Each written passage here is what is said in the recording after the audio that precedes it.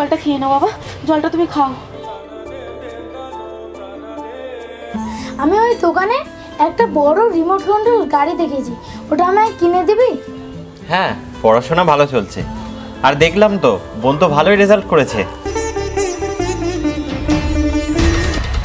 এই যে মামনি, তোমাকে অনেকদিন ধরে দেখছি, নামটা তো বলে যাও। একেই বলে কাঁটা দিয়ে কাঁটা তোলা। বাবা, আমি দেখছি আমার ছেলে আর মেয়ে বেশ বড় হয়ে গেছে। ঠিক আছে, আমি যখন মরে যাব তখন তোরা তোদের নিজেদের কাজ সব নিজেরা করবি। এই ছেড়ে ছেড়ে, এই জন্য দেখে ডাকছিলাম না।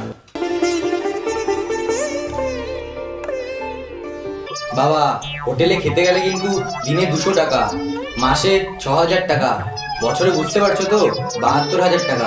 তাহলে সামনের সপ্তাহে পাকা কথা রইল। বাবা পুরো কথাটা শুনে হাসতে হাসতে উড়িয়ে দিল, কোনো প্রতিবাদ করলো না। কাকু, আপনি অমন বলছেন কেন? আপনার বাড়িতে আমরা ডাল ভাত খেতেই যাব।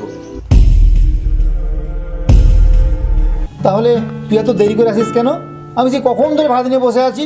আর তোমাদের বলছি, আগামীকাল কিন্তু তোমরা কোনো কাজ রাখবে না। বলবো বলবো, তার আগে তুই বল কোথায় যাচ্ছিস?